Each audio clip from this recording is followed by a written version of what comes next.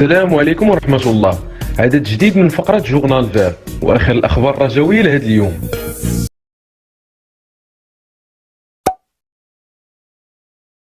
أول خبر في عدد اليوم جورنال فير جاب عنوان جمهور الرجاء يختار لاعبا شابا نجما للمباراة أمام اتحاد سيدي قاسم. وقع اختيار جمهور نادي الرجاء الرياضي على نجم شاب كأفضل لاعب في المباراة اللي جمعت الفريق الأخضر ضيف اتحاد سيدي قاسم الأربعاء الماضي برسم مباريات دور 16 لمسابقة كأس العرش. وجا اختيار الجماهير الخضراء اللاعب زكريا الهبطي الأفضل في المواجهة المذكورة عقب المستوى المتميز اللي ظهر به، إذ ساهم في فوز النادي الأخضر نتيجة هدفين دون رد. وكان زكريا الهبطي اللي دخل في الشوط الثاني من المواجهة قدم مستوى مميز، كما كان وراء الهدف الثاني للنصر الخضر بعد تمريره ساحره لمحمود بن حليب اللي اسكن الكره في مرمى الخصم.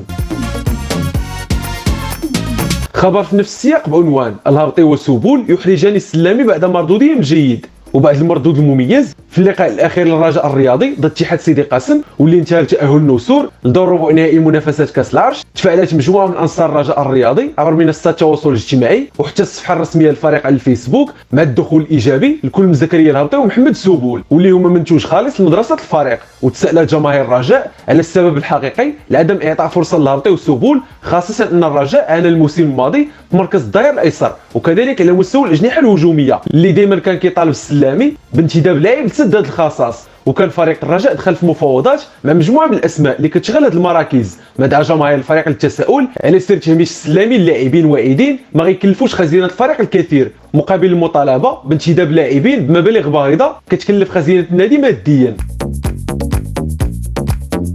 مسؤولو سان تيتيان الفرنسي حضروا خصيصا لمتابعه نجمي الرجاء. وحضروا مسؤولين من سان تيتيان الفرنسي القمتين الرجاء الرياضي ضد اتحاد طنجة والدفاع الحسني الجديدي برسم جولتين السابعه والثامنه من البطوله الوطنيه، خصيصا لمتابعه لاعبي الفريق الاخضر سفيان الرحيمي وعبد الاله مذكور. وقرروا ممثلي الفريق الفرنسي متابعه مذكور والرحيمي في مباراتين متتاليتين ضد اتحاد طنجة والدفاع الحسني الجديدي من اجل اعداد تقريرين حول مستواهم التقني لتقديم الاداره التقنيه للفريق الفرنسي. وخبروا المسؤولين الفرنسيين اللي حضروا مباراتي الرجاء مسؤولين بالفريق الاخضر انهم حضروا خصيصا لمتابعه مذكور والرحيمي بعد تالقهم في البطوله الوطنيه. وتحسن مستوى الى مذكور بشكل كبير في الموسم الرياضي الحالي، اذ لفت ليه الانظار بعد ما منحو جمال السلامي فرصه اللعب في مباريات مهمه كانت اولا ضد الترجي التونسي في دور مجموعه دوري ابطال افريقيا في الموسم الرياضي الماضي، وتالق سفيان الرحيمي كذلك منذ الموسم الماضي وارتفعت الاسهم ديالو في سوق الانتقالات بعد المستوى الجيد اللي ظهر به في البطوله الافريقيه للاعبين المحليين ما خلاه محط اهتمام عدد من الانديه الاجنبيه.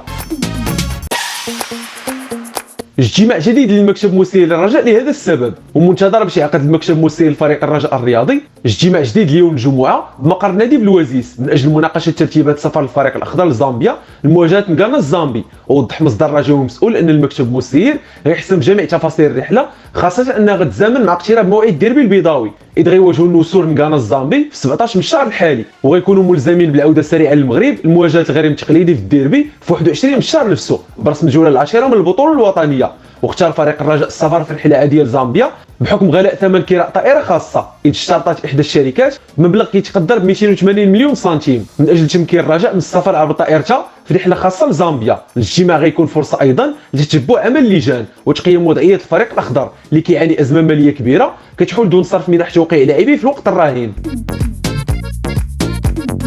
إدارة الرجاء تضمن الحصول على مبلغ مادي مهم هذا مصدره، وكتواصل الحمله اللي اطلقها المكتب المسير لفريق الرجاء الرياضي واللي جات تحت عنوان جمهور راس ماله، بحيث كتهدف لمنح الجمهور الاخضر فرصه مساعده الفريق في الخروج من الازمه الماديه اللي كيعانيها في الظرفيه الراهنه. وفي هذا الصدد والحدود اليوم تم بيع اكثر من 3200 بطاقه انخراط، اي ان الجمهور الرجاوي نجح في ضخ سيوله ماليه في خزينه الفريق كتقدر بحوالي 80 مليون سنتيم. وكيطمح المكتب المسير للرجاء الرياضي لبيع اكبر عدد من بطائق الانخراط لحل جزء من الازمه اللي سببها فيروس كورونا واللي منع الجماهير من الحضور للملاعب، الامر اللي اثر على خزينه الرجاء بعد ما كان الجمهور اكبر داعم للفريق على المستوى المادي.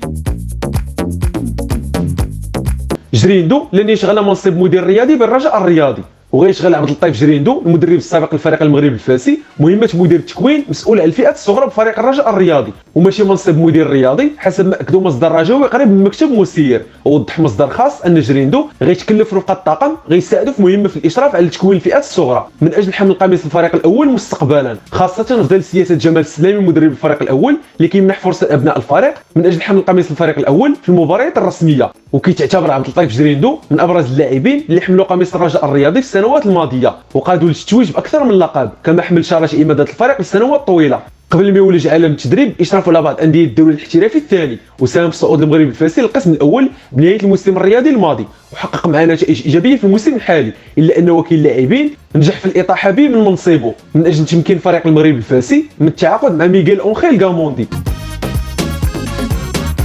مشكور يوضح اسباب استقالته من مكتب الرجاء الرياضي، واكد احمد مشكور عضو المكتب المسير لفريق الرجاء الرياضي المستقل من مهامه انه قرر اتخاذ قرار تخلي على مسؤوليته بالفريق لاسباب شخصيه، ونفى مشكور ربط استقالته من منصبه بالرجاء بقرار رشيد الاندلسي باجراء افتحاص الماليه للفريق، واكد انه اشتغل منذ ابريل 2018 ورفقه المكتب المسير لجواد الزيات وواصل مهامه بالمكتب الحالي، غير ان ظروف شخصيه حالت دون استمراره بمنصبه، وشار المسير الرجاوي لان الفريق شهد تطور كبير في التسيير بعد ما كان لزمن على المكتب المسير برئاسه جواد الزيات مواجهه تحديات الديون اللي كتقال كاهل الفريق والنزاعات، بالاضافه لتحدي اعداد فريق المنافسه على الالقاب، وتمنى مشكور باش يستمر المكتب المسير الحالي في نجاحه من اجل تحقيق مزيد من الالقاب والرفع من قيمه النادي افريقيا.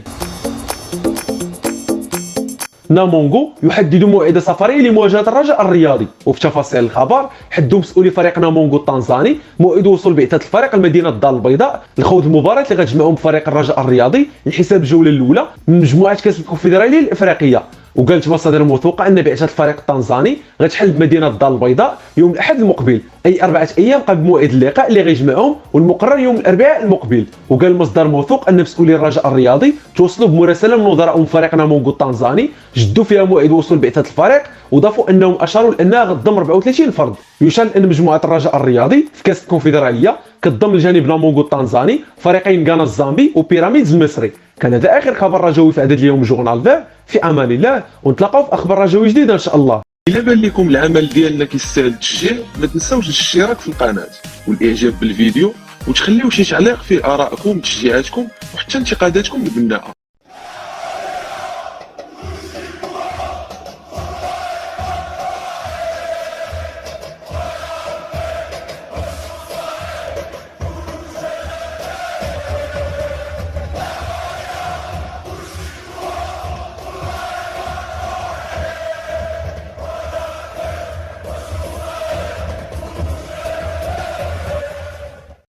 America.